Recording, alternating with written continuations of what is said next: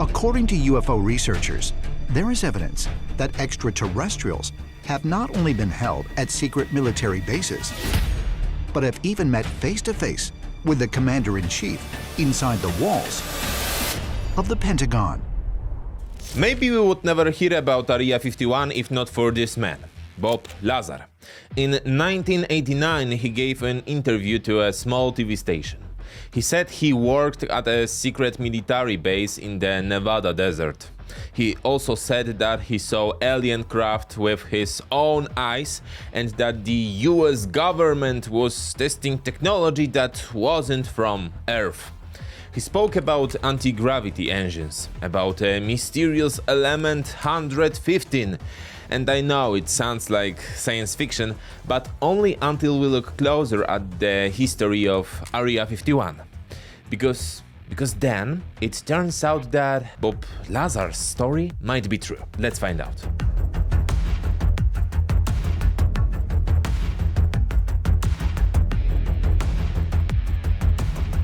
Just 15, maybe 20 years ago, if you mentioned Area 51 in the US, some people thought you were crazy.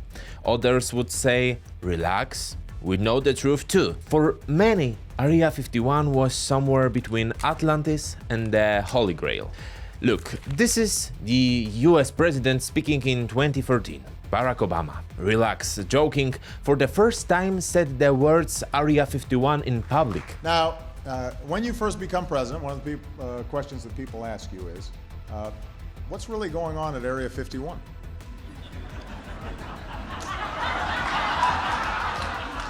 And this happened only about 10 years ago. What gave him the courage? A new set of documents. In August 2014, the CIA released a 407-page report called the Central Intelligence Agency and Overhead Reconnaissances. And inside, for the first time, the term Area 51 appeared officially. Thanks to this, plus journalistic investigations, interviews with former workers and lots of leaks, today we can say something that once sounded like heresy. Area 51 is real. But we can also ask the most important question. What exactly has the US government been hiding there for more than half a century? Let's find out. Early in the morning, from a secret CIA base in Pakistan, a very special plane takes off. Special because it's a spy plane. But okay, behind the controls is Gary Powers, an experienced military pilot.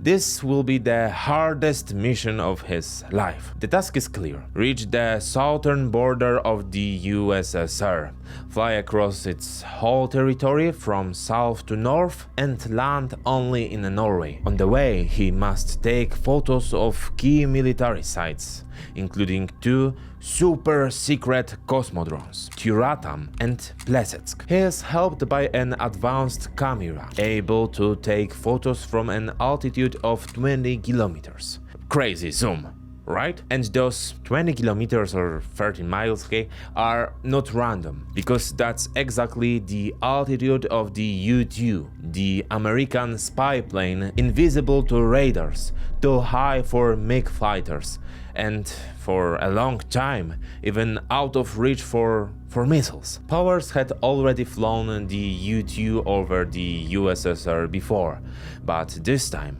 was different, because no one had ever tried to cross the entire Soviet Union, from one border all the way to the other. Ahead of him was 13 hours of flight, alone, enemy skies, and only one goal: to come back alive. Meanwhile, in Moscow, it's early morning. Nikita Khrushchev, leader of the Soviet Union at that time, receives an urgent report. High above the border, a foreign plane was detected. It came from Afghanistan and is now flying straight over the USSR. But the problem? It's May 1st, 1960, Labor Day. The most important day in the Soviet propaganda calendar. A parade is happening in Moscow, and above their heads, an American spy plane? So for the Kremlin, it's humiliation. A slap in the face. Or rather, a right hook. Even worse, this wasn't the first such flight over Soviet territory. There had already been quite a few. But Khrushchev is furious. For him it's clear US President Dwight Eisenhower is smoking the USSR, and he gives the order. Shoot it down!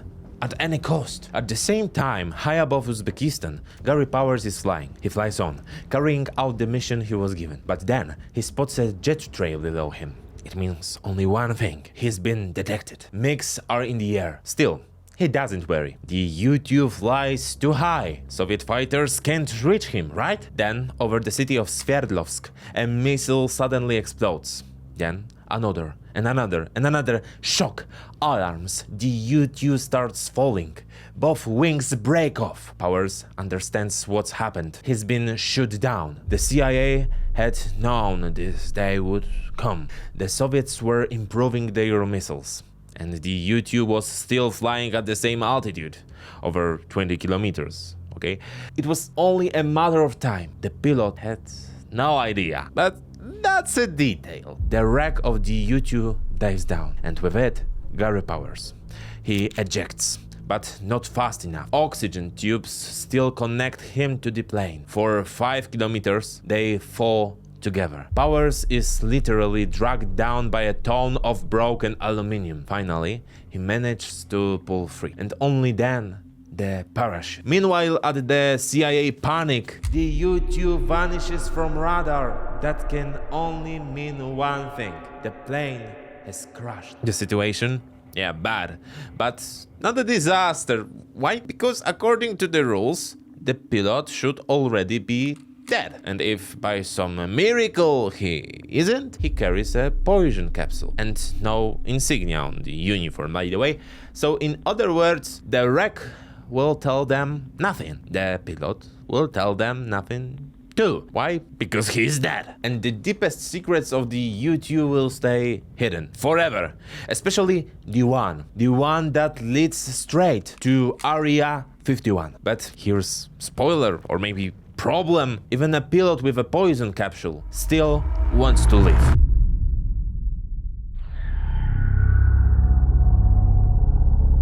The story of Area 51 began with the atomic bomb.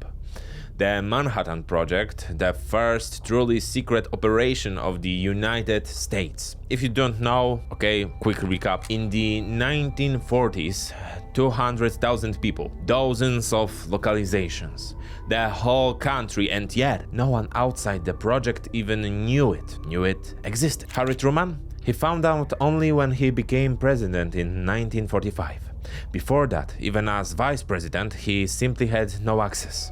That was how secrecy worked in the time of the atomic viewer. You can even see it in the Oppenheimer movie. I highly recommend it. It was during his presidency in the early 1950s that decision was made. In the Nevada desert, a huge nuclear test site would be built. More than 3,500 square kilometers.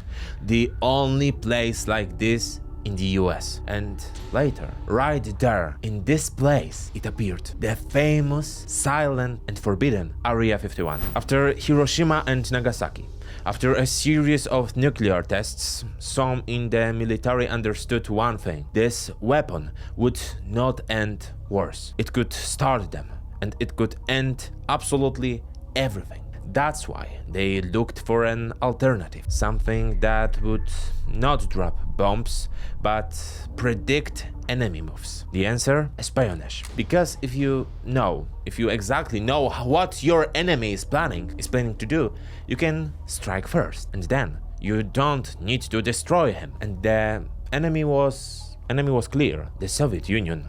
The Cold War, late 1940s. But the problem? Sending a spy into the USSR was almost impossible. There was only one option left: to look from above, from a very high above. But existing spy planes were not enough. In Korea, Soviet MiG-15s shot them down like flies. So America needed something new, something faster, something higher, something quieter. And then the U-2 appeared, a creation of Lockheed and a promise: we will see everything and no one will touch us. Engineers built a machine that according to calculations could fly much higher than Soviet MiGs, which meant it was beyond their reach. But for the Air Force, the project wasn't very attractive.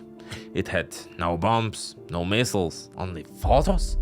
That's why the CIA took it over. For them, espionage wasn't an extra. It was their very reason to exist. The secret U-2 project was given to Richard Beazle, a high-ranking CIA officer. President Eisenhower told him to find the right place for testing. He found it, the dried Groom Lake, somewhere in the Nevada desert. There was already a runway there, modest, about 1.5 miles long and roughly 30 meters wide, but it was quickly expanded. The new runway was already 30 meters wide and it was being hidden between mountains. I mean, it was a good place for a base, a very good one. And the best part? The whole area was right next to the Nevada test site, a place that was already heavily guarded and nobody from the outside could get in. The test site was divided into sectors.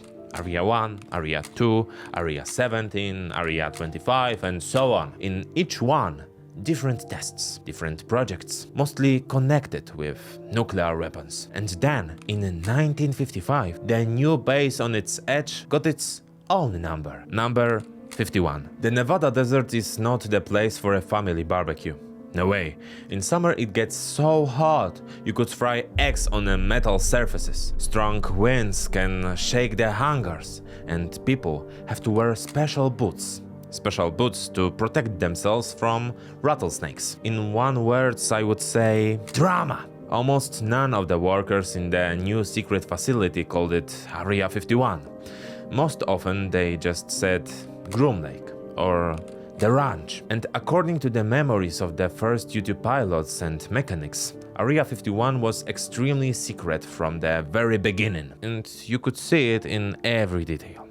Work was divided into several departments. This had to contact with each other, and workers in each one knew only a narrow slice of information. Just enough information for their own tasks. Only the project leaders had the full picture of that. All employees, from pilots to support staff, went through security checks and signed secrecy agreements. Lockheed's production halls were in the neighboring state, California. Parts of the U-2 were made separately in different places. Only later were they transported to the base at Groom Lake, where the full spy plane was assembled. But okay, Simon, where are aliens? Listen, because here's where things get crazy. One night, a truck drives through the Nevada desert, carrying a secret load. Lockheed workers were transporting the nose section of the U-2, the part with all the navigation and electronics, okay? Everything was going according to plan until they suddenly found themselves in the middle of a school disco. Yes, in the middle of nowhere, a disco. Don't ask, I don't judge. The truck, of course, had no markings, and inside, equipment worth a fortune. Kids immediately ran up to see it, so they had to act fast. Guys, it's just a movie prop for a film, someone from the crew shouted. And then they drove on. The whole story shows that the U-2 could only be seen by those who worked directly in Area 51. Or by kids dancing at night, who later, by the way, spread rumors that the crew told them it was aliens. Yeah, seriously. But don't worry, there will be more alien references, and I saved the biggest banger for the end. And okay, so, what was life in Area 51 like? Every morning, the crew was flown in on special flights from California. Regular passenger planes, but with no markings, no schedules, zero trace. Pilots and mechanics lived with their families in LA. In the morning, a quiet flight to the base. In the evening, back home. So, what about their families? They had no idea what their loved ones were doing. One engineer said years later that his children thought he was fixing televisions. Expensive televisions, right? In 1955, one of these secret planes crashed in the Nevada mountains. What did the families hear? The standard message. Training accident during military exercises. No location, no details. no truth. The relatives were in shock and they started to suspect that something was wrong. Theories from abductions to some crazy CIA experiments all the way to, aliens. Because when people disappear without a trace, in America there's always one answer: aliens. Only after 50 years. Yes, 50 years, some of the documents were declassified. Only then did the families learn what really happened. But this only shows how deeply buried the U-2 project was. Even inside the CIA, only a handful of people had the full picture. The rest, they knew as much as we do about the inside of a black hole. Yeah, that's exactly why the theory of the government hiding the truth about UFOs became so popular. Because when people start saying strange things in the sky and the authorities stay completely silent, the brain does the rest. Filling in the blanks. Especially because the late 1940s in the US were a true epidemic of flying saucers. Yes, that's exactly what they were called back then, flying saucers. And it all began with one very unusual story. It's June 1947, Cascade Mountains, Washington State. Civilian pilot Kenneth Arnold is flying near Mount Rainier. He's searching for a lost transport plane, and then a flash in the distance. Some objects pass by, 9 of them, flying in formation, very fast, way too fast. According to Arnold, they were moving at a speed of over 2,700 kilometers per hour. And remember, this was 1947. Something like that was completely out of reach for planes of that era. But it wasn't just the speed that was strange. The movement of these objects didn't look like airplanes either. Arnold described it like this: they moved like saucers skipping over the surface of a lake. That's what he said. And boom! The media picked it up. Flying saucers became the head of the season. Never mind that Arnold wasn't talking about their shape. One thing mattered. The phrase was catchy, and that's how the legend began. It took just a few days, and people all over the country started reporting that they had seen something too. Reports came not only from civilians, but also from military pilots. Military pilots who claimed they observed objects in the sky that broke the laws of physics. At least, the laws they knew. But we have to remember one thing. This was a moment of rapid technological progress. New engines, new rockets, new experimental prototypes. Ordinary citizens had no idea what was happening inside secret hangars. And when you don't understand something, it's easy to call it UFO and aliens. And this even included the military. One young fighter pilot seeing a strange object at an altitude of more than 20,000 meters, and he reported over the radio a possible contact with an alien civilization. The control tower knew it was a U-2 spy plane, but they couldn't tell him because he didn't have a clearance for that knowledge. So the only reply was, "Roger, continue with the mission." But does that mean every UFO sighting can be explained by a secret military projects? No, but very, very many of them, definitely yes. In the 1950s, this happened all the time. A silver flash appears high in the sky, way too high for an ordinary airplane. What's more, reflecting sunlight so that it looked like a UFO straight from a poster. But it was only the U-2. At that time, nobody had even heard of this program, not even most of the military, let alone civilians. For fuselage, bare aluminum, no paint, no camouflage, shone in the sky like a flashlight. And yes, that was enough for every other pilot to report by radio that he was seeing something unnatural. So where did those reports go? To Project Blue Book. And here's the kicker. More than half of all UFO reports back then were actually about the U-2. But none of the Blue Book analysts even knew such a plane existed.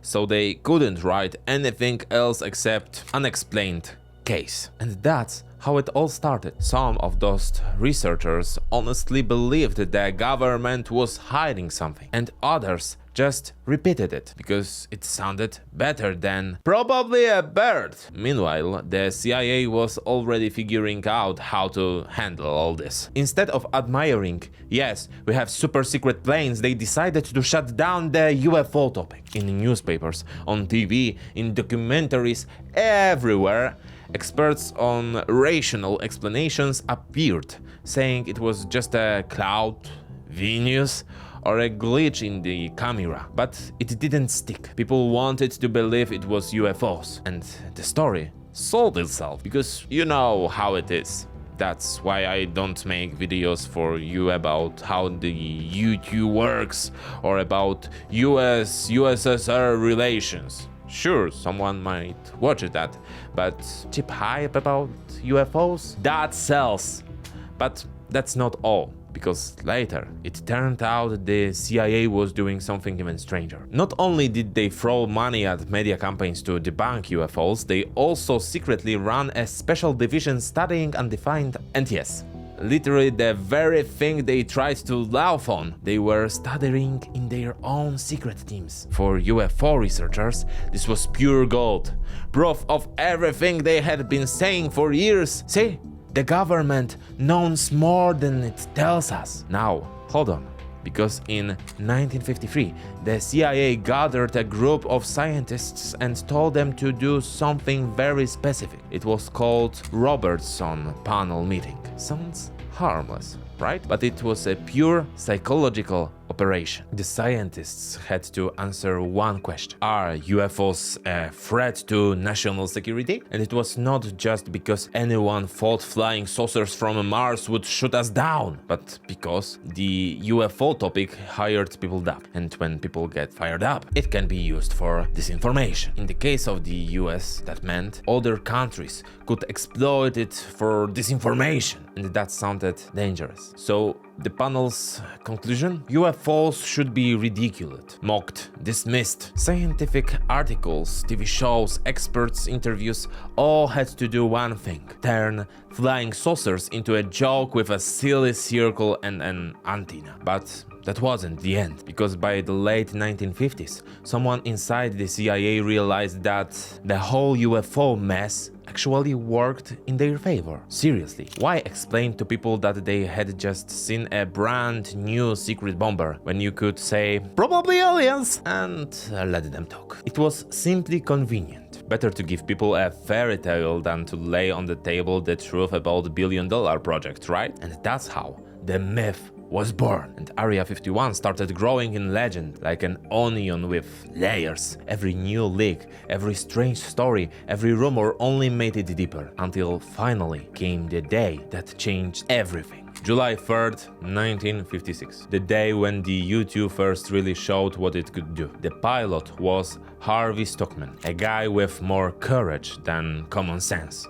He took off from Germany and flew straight over the Soviet Union. Not just the border, not just a little piece, but directly over Leningrad, high, 20 kilometers above the ground, at an altitude no Soviet fighter could even reach. What's interesting, the radars saw him perfectly, but they could do nothing. The Soviets looked up at the sky with their hands tied, and Harvey just snapped photos and flew away. When he returned, he was immediately interrogated. The CIA wanted to know just one thing: did anyone try to shoot you down? Because if not, it meant their newest toy really worked, and the Soviets couldn't touch it. The U-2 was unstoppable, and it didn't come cheap. The first development and production of the first 20 U-2 planes cost, by the standards of the time, about $55 million. In today's money, well, it's over $500 million. Yes, $500 million for a plane that was supposed to fly over the USSR, take photos, and come back in one piece. Simple, right? And the photos? What about the photos? They were stunning. In the pictures of Leningrad, Americans saw something they did not expect. People, ordinary people, walking the streets, shopping, living their lives. No tanks on every corner, no marching columns with Kalashnikovs. For the CIA, it was a signal. The Soviet Union was not just rockets and the Cold War. It was also a country with everyday life, with grey buildings, markets, and people who couldn't care less about Eisenhower or Stalin because they had to buy milk, for example. But not everything was so rosy, because even though Stockman's fight was a success, at the top of the CIA and the White House there was a serious problem. The Soviet radars had seen him. Yes, the MiGs couldn't catch him, the missiles couldn't reach him, but the Soviets knew. They knew something was flying above their heads, taking photos of their backyards, and the Kremlin was boiling. The generals were furious. How can some American take pictures of us and no one can stop him? They wanted action, but Khrushchev, ironically, ordered silence. Why? Because publicity would mean only one thing. The Soviet Union was not the great hegemon. It had weaknesses. And that was too much, even for the USSR. On the other side, Eisenhower wasn't thrilled either. A flight like that was practically an act of war. If something had gone wrong, boom, escalation. And then, who knows, maybe missiles. But the CIA didn't give up. The U-2 flights continued, and for years it was literally a game of cat and mouse. The U-2s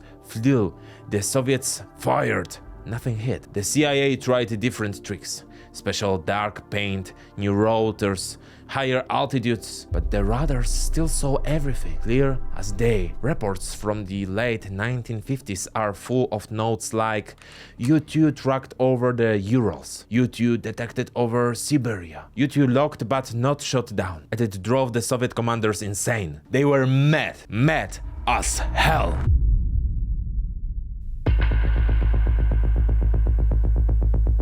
May 1st, 1960, and everything collapsed. Gary Powers was flying high over the USSR, like nothing was wrong.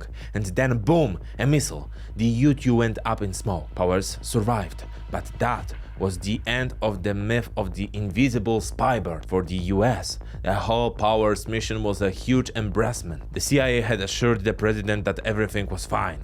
The pilot had a special self-destruct capsule for the plane, and if that failed, he even had a pill to take care of things once and for all. Something like, "He is definitely dead, Mr. President. Dead, silent, no joking." Except fact that Powers was alive. In one piece, and talking a lot. On top of that, he hadn't destroyed the plane or the secret documents. So the US stuck to its version. This is not a spy, it was just a civilian NASA plane. We were doing weather research, clouds and stuff. Right? But the problem? Khrushchev already had his photo, his print, and half his testimony, and he was just waiting to watch the Americans tie themselves in knots. For a week, silence from the White House, because the summer USSR summit was at stake, and the fear was real. That's because of one pilot and a few pictures of Siberia. The whole diplomatic theater would just blow up. The CIA kept insisting. Powers is dead. Seriously, dead. We are 19% sure. Okay, 60%. But probably dead. And then Khrushchev went public and said, "Here he is, the pilot, Gary Powers, alive and well. Thank you for the gift." At that moment, Eisenhower must have wished the ground would swallow him whole. At first, during those first days, full PR mobilization. The White House was in panic. The official version? Relax. It was just a civilian meteorological flight by NASA. The CIA pushed NASA. Come on, issue a statement. Please, issue a statement fast. You're studying winds, clouds, nothing happened. On TV, they even showed a mock-up of so-called civilian U-2. It was stiff. It was embarrassing. But meanwhile, somewhere in the Kremlin, Gary Powers was sitting, still alive, interrogated, and fully aware that every word could cost him his life. So, what did he do? He deliberately gave false info. He said he trained at Watertown base in Nevada. It sounded convincing, but Watertown was a cover. In reality, it was Area 51, but he never said that, and it was the right call. The Soviets already had some blurry images of Groom Lake they suspected, but they didn't want to push it because admitting it would mean their air defenses were blind as moles, so they pretended to believe the Watertown story. From American perspective, the plan was simple: distract. It wasn't about fooling the Soviets. They already knew. It was about making sure the American public didn't start asking questions.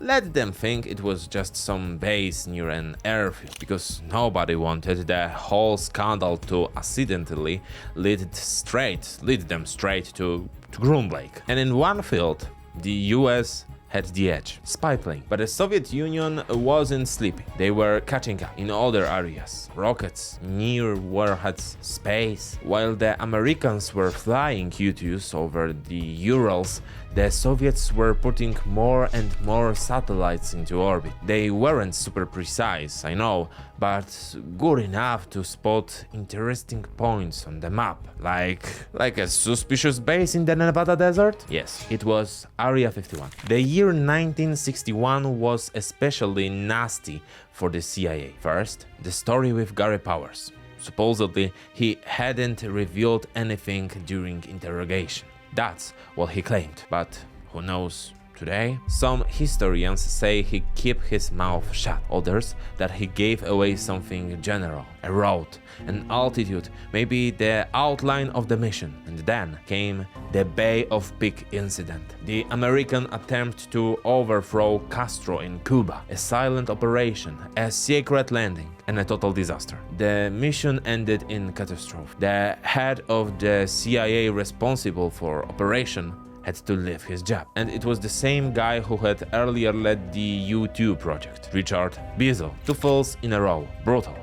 With that kind of CV, I would already be looking for a new job, I think. If that wasn't enough, the end of the year brought a nuclear slap from the north. The Soviets detonating something the world would or had never seen before: the Tsar Bomba.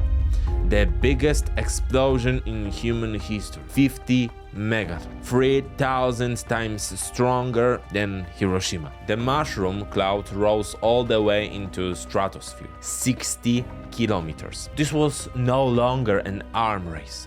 This was a nuclear statement. The Americans had no illusions. If they wanted to sleep peacefully, they had to know what the Soviets were doing on their test sites. And since the U-2 had already been shot down once, they needed something new, something faster, something flying higher and invisible to radar. But before starting a new program, the CIA still tried to receive the corpse. In Area 51, they launched Project Rainbow. The idea? To cover the U-2's fuselage with a special conductive mesh. It was supposed to absorb radar waves. Pilots immediately nicknamed it the wallpaper, and the results? Terrible. The plane became heavier, climbed slower, and was easier to hit. Tests at Groom Lake showed that the wallpaper was a complete failure. Then came the decision. No more resuscitation. Time to build something completely new. That's how Project Oxcart was born. From the start, it was based on 3 requirements: speed over Mach 3. Second, it was altitude above 27 kilometers. The last was total invisibility to radar. And okay, so we have these requirements. So what's next? Quote: "They checked me for 3 months before letting me into the program," recalled engineer Thornton Burns. At that time, Oxcart was the most important project in the entire United States. The key material in Oxcart project? Titanium. The problem? In the US it was scarce, so the CIA set up fake companies and bought titanium in the USSR. Yes, in the very country this plane was later supposed to fly over, straight out of a satire. Area 51 also went through a facelift. From a desert camp, it turned into a full-scale base. A new runway, more than 2 kilometers of concrete, 3 huge hangars, numbers 4, 5, and 6. Additional quarters for personnel. The A-12 prototype didn't fly, it arrived in pieces on 18 trucks, packed inside a giant crate, 32 meters long. The convoy was escorted by the CIA, local police, and Groom Lake security. And yes, along the way some civilians managed to catch a glimpse. That's why, classic move, they were told stories about UFOs. And that's how, in the early 1960s, the U-2 ended its career in Area 51. The A-12 took the stage. In 1962, the CIA launched a tender called Oxcart. The giant of the American aviation industry were in the game. The conditions? Cruising speed above 3,200 kilometers per hour. Altitude? At least 27,000 meters. In other words, faster than ever, higher than anyone, and of course, invisible. The U-2 was already leaving the stage. In February that same year, the Groom Lake base was ready for the next chapter. The A-12 prototype, brought in on 18 convoys, was mounted on a test pylon in the middle of a dry lake bed. Speed? Impressive. Mach 3.5. It's around 3,500 kilometers per hour. Ceiling? Around 19,000 feet. Or 27 kilometers. The fuselage was coated with radar-absorbing material. This wasn't just a plane, this was a space torpedo. Each flight got its own codename. Separate cameras, separate rules. The pilot wasn't allowed to take even a single sheet of paper out of the cockpit. He had to hand over his notes before landing. But the problem was somewhere else. Soviet satellites were flying over Area 51 regularly. Every time a Sputnik was approaching, the Groom Lake crew rushed with ladders, pulled the plane off the pylon and hid it in the hangar. Still, the Soviets noticed something. Not the plane itself, but its thermal shadow on the heated ground. That was a cold shower. They weren't just flying in space anymore, they were spying from there. So the pace of testing accelerated. Trials were pushed faster, paperwork piled up, and the CIA's budget melted like ice in an oven. They had to get the A-12 ready before the military started trusting orbital photos. That's why they built hangar after hangar, barrack after barrack, until Groom Lake swelled like a training ground before a war. Interestingly, the A-12 survived to this day. It's still sometimes used in NASA's civilian programs, but modern? No. Secret? Not anymore. Besides, many documents about the whole program have been declassified in recent decades, okay? And what did they reveal? In large part, they confirmed what former workers and whistleblowers had been saying for years. But the biggest boom of the legend of Area 51, because, you know, aliens and all the stuff, was still to come, because although the U-2 was already history, its successor was about to open a whole new UFOs era. There was a moment when Area 51 could have simply vanished from history. In the late 1950s, just a few kilometers away in the zone marked Area 13, the Americans began testing dirty bombs. It wasn't about destructive power, it was about contamination. These bombs were charges with radioactive isotopes added, leaving behind nuclear waste for years to come. After such an explosion, the terrain had to be closed, cleaned, or just left to rot. And Groom Lake, only 15 kilometers away, was too close to test anything, too far to be safe. So for several years after a series of blasts, Area 51 froze. No planes took off. No projects were tested at that base. And who would have thought its rebirth would be thanks to bats? Seriously. Bats. Bats became the key. Since the time of Leonardo da Vinci, people had studied nature to design machines. And now, Lockheed engineers tasked with building something better than the U-2 decided to borrow from bats. But what do bats have to do with an airplane? Let me explain. Bats used echolocation. They sent out sounds which bounce off obstacles and return as echoes. With that, they built a 3D image of their surroundings, like a biological sonar. Radars do exactly the same, but with radio waves.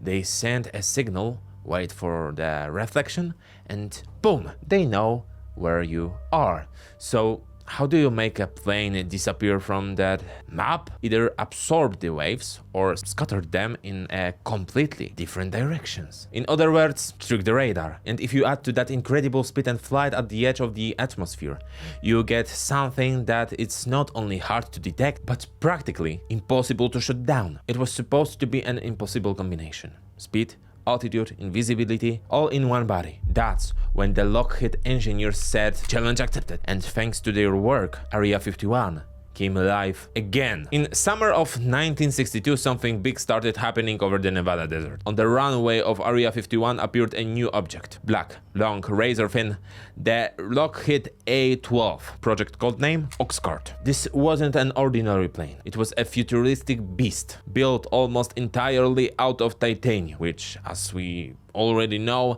the CIA was secretly importing from the USSR. The A-12 was the answer to everything the U-2 couldn't achieve. It climbed to over 25 kilometers, almost 3 times higher than a typical passenger Boeing, and it reached speeds of more than Mach 3. In theory, New York to Paris in 1.5 hours. No refueling. Ridiculous. But that's not all. The entire body of the plane was coated with radar-absorbing material, and its shape was designed to scatter echoes and full guidance systems. Even today, when you look at the silhouette of A-12, it looks like, or more like, a spaceship from a sci-fi movie than a machine from 6 decades ago. This was the moment when Area 51 stopped being just a secret. It became a fortress for inaccessibility. Security levels rose drastically. Fences around the site, cameras, armed patrols.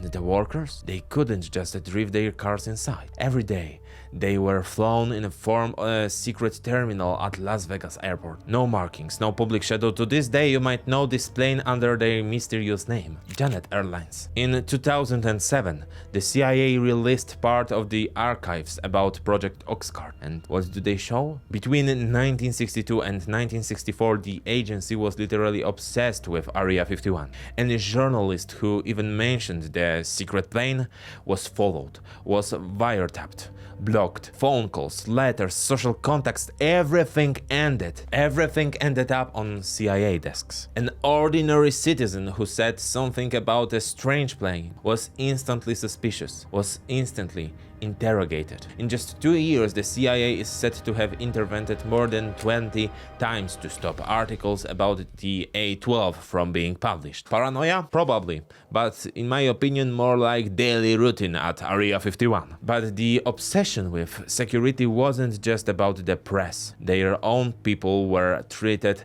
just as strictly. Every pilot testing the A-12 had to be married. Seriously, marriage was one of the conditions. But not only that, the wife had to pass a screening. No mental health issues, no addictions, no past that could raise doubts. And of course, she couldn't know what her husband was really doing. Why? Because when something went wrong, hell broke loose. In 1963, pilot Kenneth Collins ejected from an L-12 after a control failure. He survived, but instead of a hospital, he ended up in CIA interrogations. They gave him so-called through serum. They used hypnosis. They checked whether he was lying, whether he had made a mistake, whether he was hiding anything. After a long investigation, it turns out that a faulty sensor was to blame. But during that time, the trash site was combed. Every piece of wreckage was collected. The titanium was secured so that no one could smuggle it aboard. Because let's remember, in that time, titanium was more valuable than gold. And its origin? Well, let's just say it was problematic. At the same time, the skies over Nevada started to get really weird. The numbers of UFO reports increased several times. Passenger airline pilots panicked the most. They saw something flying way above them, at a speed not from this earth, and honestly, who could blame them? The A-12 was flying at 25 kilometers, and it was 3 times faster than sound. No wonder that for observers it looked like an alien object, but that's not all. In 1962, NASA was running the test with the X-15 rocket plane. That was a public program, so photos from the flights often ended up in newspapers, okay? And on one of those photos, in the corner, something strange was caught. An object that wasn't scheduled, that didn't match any official flight. Many people saw it as another undeniable UFO picture. The problem? That very same day, the nearby Area 51 was testing the A-12, and that was accidentally appeared in NASA's photos. Among the documents declassified in 2007, there is even a memo. A CIA officer describing this very innocent and ordering to respond immediately. It was November 1963. Another A-12 test flight and another crash. The wreck went down near Salt Lake City. One local kid saw a flash in the sky, smoke and explosion. He grabbed a camera and took photos. A few days later, a classic Cold War scene. Men in suits knocked his door. CIA, smiling, polite, full of manners, they asked for the film roll for the investigation. In exchange, they gave him a brand new camera and promised, "We will send you the prints by mail." But guess what happened? The photos disappeared forever. And that wasn't an isolated case. Failures, explosions, crashes, they multiplied.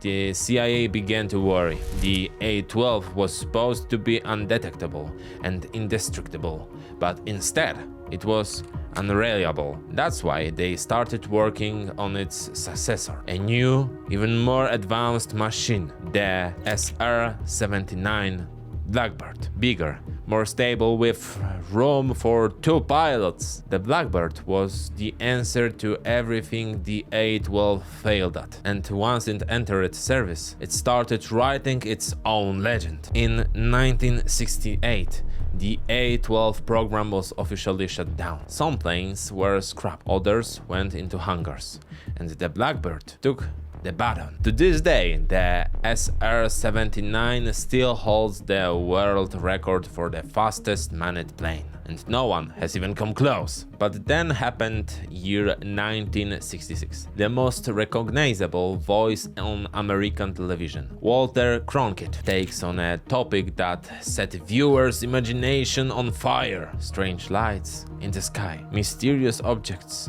stories without explanation. In his report, there are ordinary people and members of UFO investigation committees. Each of them says the same thing. Things are happening that we don't fully understand. Invited to the studio, a representative of the US Air Force stays silent as a grave. He cannot say a single word about the U-2 or the A-12 or, of course, the existence of Area 51. Why? Because at that time, access to such information was limited to just a handful of people from the CIA and US military intelligence. The rest of the world would only find out about it half a century later. Although the tests were carried out together, in reality, it was the CIA pulling all strings. They supervised the A-12 program. They signed billion-dollar contracts, and they decided who even got a pass to Area 51. The Air Force? They were like a logistic company, delivering fuel, equipment, people, nothing more. But over time, something changed. The US Air Force didn't want to be just an errand boy, and they started building their own spy plane based on a A-12 technology. The new project was named the SR-71 Blackbird, and it had serious advantages. First, to pilots. Second, more room for intelligence equipment. Third, a better optimized design. But the problem? The problem was one. There was no room in the skies for two such machines. And it wasn't just about money, it was about influence, prestige, power. The CIA defended the A-12 with everything it had, but the Blackbird's technical edge was hard to ignore. To avoid losing the program completely, the CIA director had to quickly find a concrete combat mission for the A-12, and he found the place where America was already fighting a brutal war. I mean, Vietnam. The Vietnam War wasn't just a local conflict, it was a proxy clash between two worlds. On the one side, the United States, on the other, the Soviet Union. Moscow was pumping weapons and missiles into North Vietnam. Washington was backing the South, and suddenly, American planes started dropping like flies, shot down by Soviet missiles. Something new was needed, something fast, something quiet, something invisible. Entered the A-12, but there was a problem. The plane couldn't take off from the United States. It was too far. They had to create a second, secret base right near the front line. And so, in 1967, on Okinawa, a branch of Area 51 was born, Kadena Air Base. Same secrecy, same atmosphere, just closer to Vietnam. One of the pilots was Harvey Stockman, the same man who a decade earlier had flown the U-2 over the USSR. And now he back in game. The A-12 got the job done. It disappeared from radar in over 19% of mission. It flew high, fast and precise. Thanks to it, the Americans could locate missile launchers, and losses in men and equipment dropped drastically. But the A-12 also played another role. In January 1968, an incident broke out that could have sparked another war. The US ship USS Pueblo was patrolling off the coast of North Korea. Officially, scientific research. Unofficially, espionage. On board, classified equipment, documents, and a handful of CIA officers. A North Korean vessel intercepted the ship. One crew member was killed. The rest were captured. Washington was in shock. President Lyndon Johnson was ready to strike. The Pentagon already had an attack plan, but the US was neck deep in Vietnam. Another conflict could be disastrous. Then came an alternative idea. CIA Director Richard Helms proposed a reconnaissance mission with the A-12. No noise, no war, flying high above the North Korean territory beyond missile range, and of course the A-12 would locate the ship and checked if the crew was alive. And it did. The photos showed both the Pueblo and imprisoned sailors. And what's more, zero signs of war preparation. This way, the US avoided another escalation. 11 months later, the crew returned home, but the A-12's time was running out. In 1968, the US Air Force officially adopted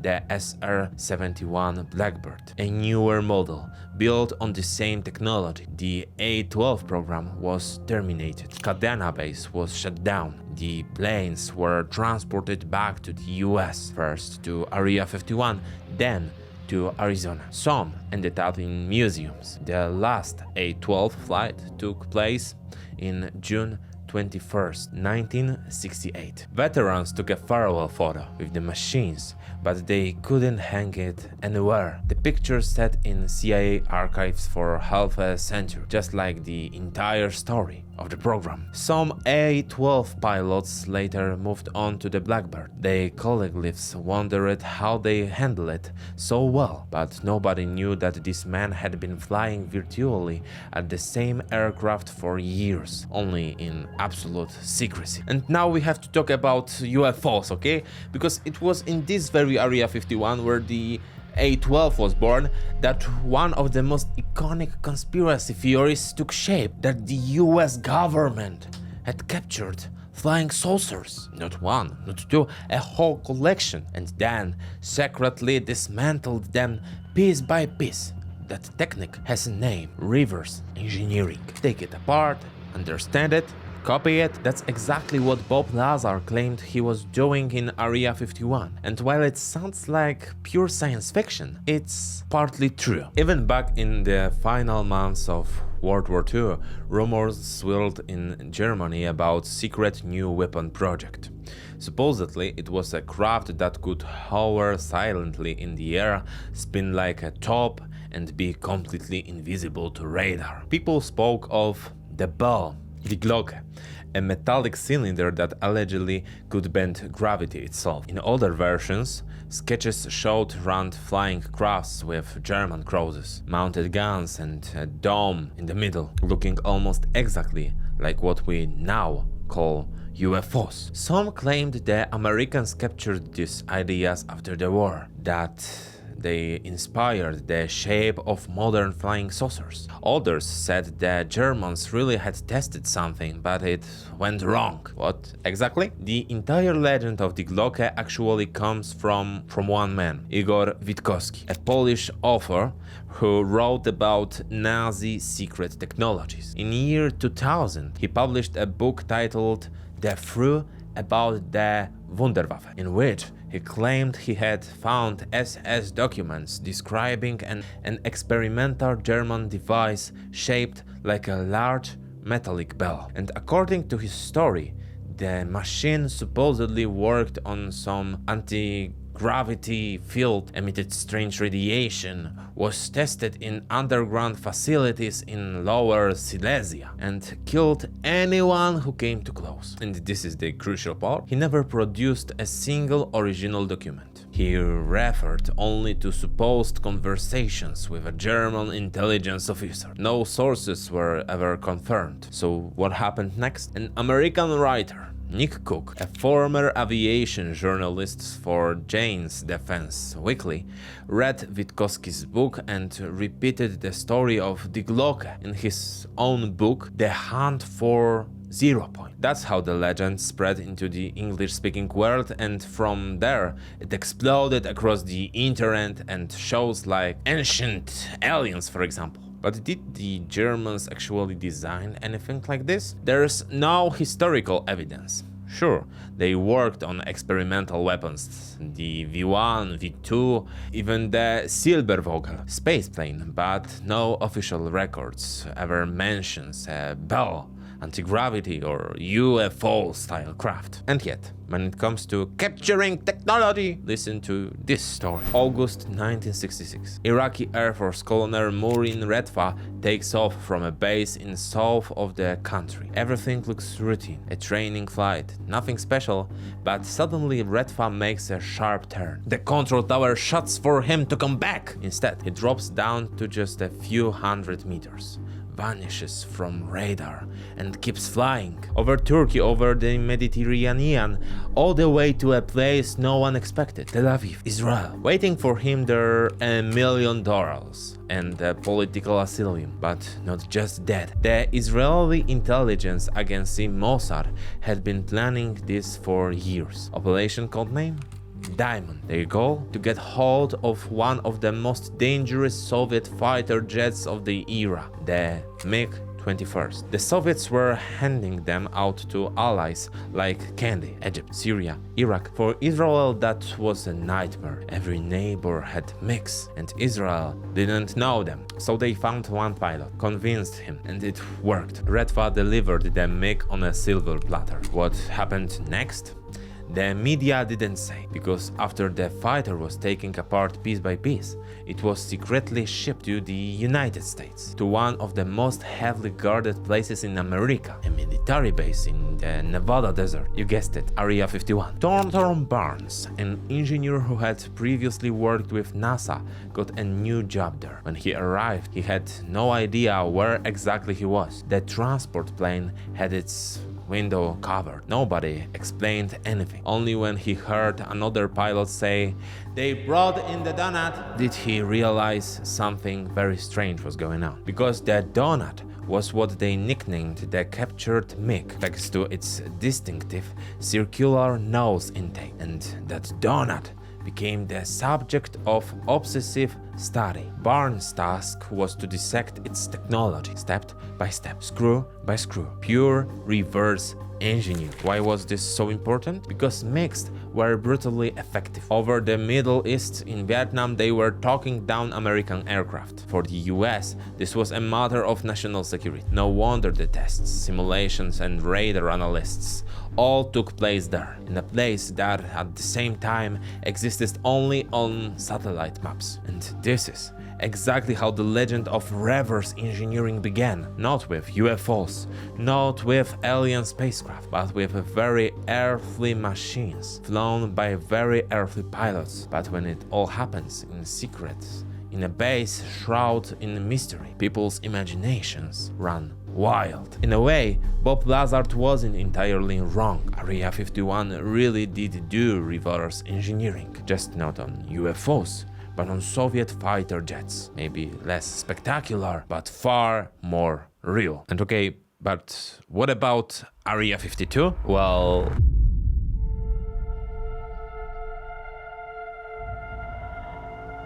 have you ever heard about Area 52? Exactly. Hardly anyone has. And that's interesting, because this base is even bigger, even more hidden and even more real than Area 51. No memes about it, no sci-fi movies, no green little men, no saucers over the desert, no aliens with projectors in their eyes. And yet, it really exists. Officially, it's the Tonopah test range, about 70 kilometers from Area 51. Basically, neighbors. But even if it's just an hour's drive away, something else separates them: history.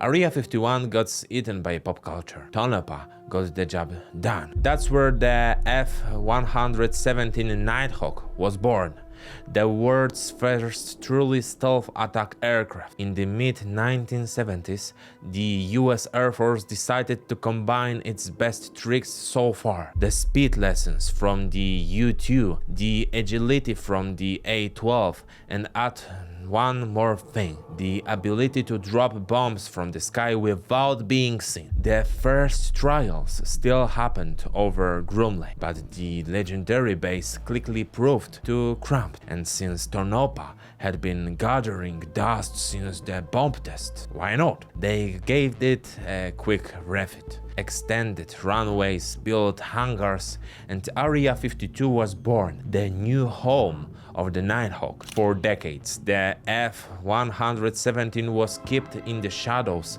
like an ace up the sleeve. It flew from Tonopah on combat missions in Panama, Iraq, and Yugoslavia, all under the cover of something that doesn't exist. After 2014, the CIA released a mountain of archives from the 1950s and 1960s, so you could finally say Area 51 on TV without a blip. But most documents stopped in the 1970s. Everything from the 1980s to today, for decades, is still top secret. That doesn't mean we know nothing. Even before those releases, journalists spoke with former workers. Engineers slipped details. A line in an interview, here a leaked test memo there. It looked like chaos, but from that chaos you could build a clear structure or clear picture. Later, Declassification only confirmed it. So we more or less know what happened at Area 51 in the 1950s and 1960s, of course, how the U-2, A-12 and Blackbird were developed. But what came after? After came three words: Nikola Tesla and drones.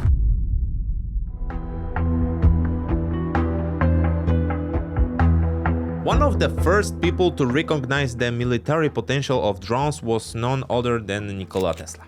Already at the end of the 19th century, he built a small radio-controlled model and tried to sell a military version to the armies of the world. Unsuccessfully, the military simply wasn't ready for the future yet, but the idea stayed. During World War II, the Americans revisited the concept. They began testing the first so-called proto-drones, radio-controlled bombs dropped from aircraft and guided toward the target. They sort of worked, sort of didn't. In practice, they were too unreliable, but General Henry Arnold, the commander of the US Air Force, dropped a now famous line, quote, The next great war will be fought with drones. He was off by a few decades, but not by direction. In the 1960s, the CIA returned to the idea, this time in grand style. Out in the Nevada desert, in the shadow of the mountains and legends, they launched a secret project for a new generation of reconnaissance drones. The base? The legendary A-12 Oxcart, the predecessor of the Blackbird. A special version was created called the M21st, with what looked like a sci-fi backpack strapped to its spine, the D-21 drone. The plan was pure Hollywood. The M21 would fly over enemy territory, release the D-21, the drone would cross hostile airspace, take reconnaissance photos, then head out over the ocean, ditch itself into the water, and wait for the US Navy to fish it out and analyze the data. Tests, of course, took place at Area 51, but something went wrong. The very first real mission over China ended in disaster. Then another D-21 due to a system error straight into Soviet airspace and crashed. Oops.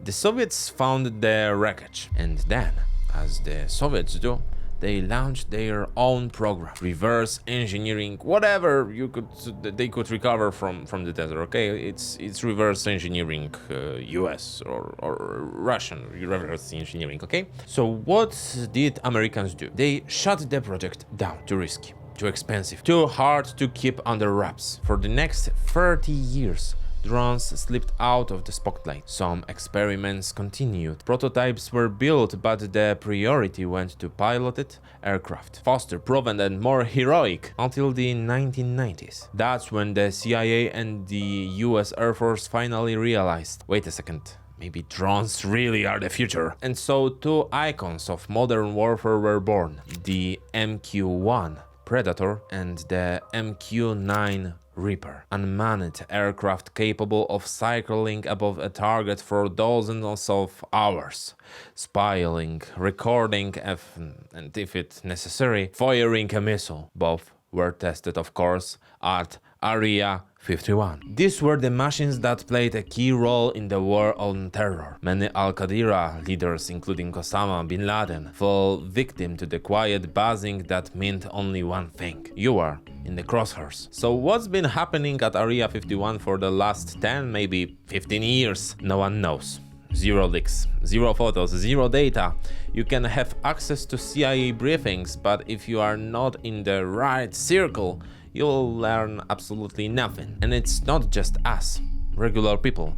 Even the President of the United States often doesn't have access. Sounds like a conspiracy theory. Yeah, okay, but here's a real example. In 1994, President Bill Clinton ordered an investigation into nuclear tests in the Nevada desert. The commission did its job, wrote the report, but the parts that mentioned Area 51 banned. Why? Because even the president didn't have the proper clearance. Seriously.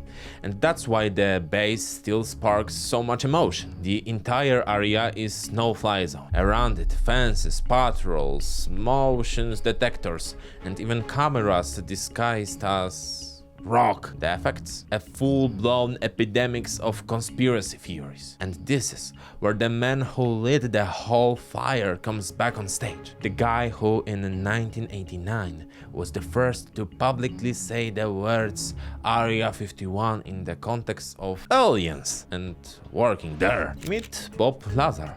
According to him, back in the early 1980s, he worked at Los Alamos Laboratory, the same place where the atomic bomb had been designed during World War II. He claimed that's where he met the famous physicist Edward Teller, and a few years later, thanks to Teller, he landed a position on a secret project out in the Nevada desert. Not in Area 51 itself, but in a hidden annex known as S4.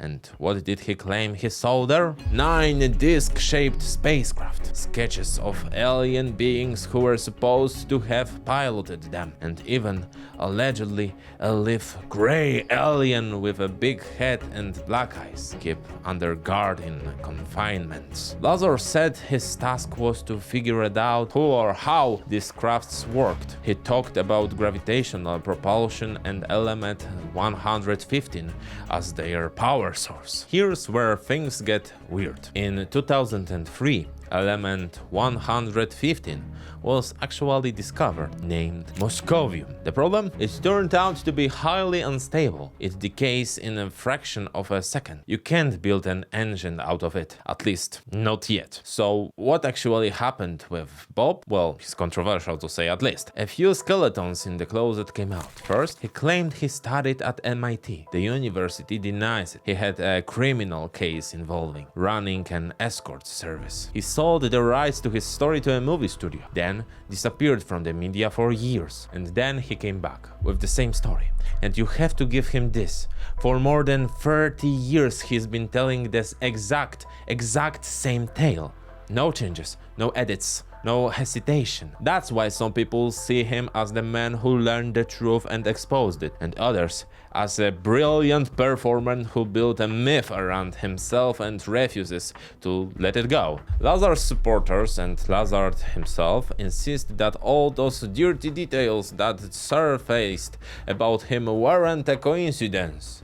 According to them, it was a deliberate disinformation campaign. The CIA set out to publicly discredit him so that nobody would take his words seriously, to make him look like a nutcase who made it all up and didn't even finish the school he claimed to attend. But would intelligence services really do that? Well, if they truly wanted him silenced, he probably wouldn't be alive, but theoretically, yes, it's possible. And that's basically the only argument in favor of the idea that Bob Lazar might be telling the truth. But on the other hand, Bob Lazar is the only witness to his own story. No one else ever saw the supposed crafts. No one confirmed the existence of a secret lab called S4. No one even confirmed that Lazar had access to Area 51 at all. Investigative journalists Annie Jacobson, author of one of the most detailed books ever written about the base,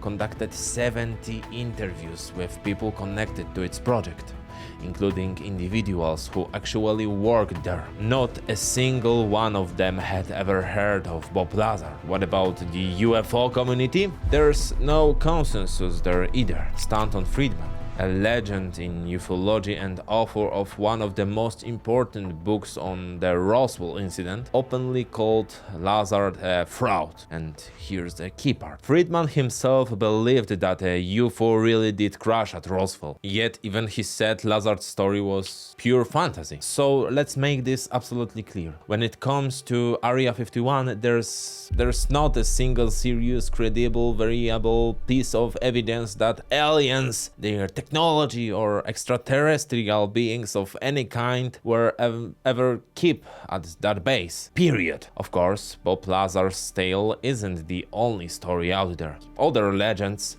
still swirl around Area 51. For example, that the moon landing was faked and filmed right there, or that beneath the base lies a vast network of tunnels stretching across the entire United States, ready for use in the event of nuclear war. Sounds absurd, right? But like most good myths, there's grain of truth. First, Apollo astronauts really did train not far from Area 51, on the very same desert-proving grounds where nuclear weapons were tested. The craters left by those explosions looked remarkably similar to the lunar surfaces, so NASA used the terrain for practice. Second, yes, tunnels do exist, but not under Area 51 itself. They are part of the Nevada test site, the range where hundreds of underground nuclear explosions were carried out. Most of them took place in specially dug shafts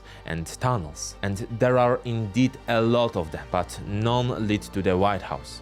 non-connect to Area 51 and non-stretch to some secret base under Denver. Although it's topic for another episode, because who really knows? Do you believe we captured aliens in Area 51? Let me know in the comment section, and sorry for my bad English because I'm from Poland and my accent is terrible, I know, but give me a couple months and I'll do my best to increase my English skills. So subscribe. See ya!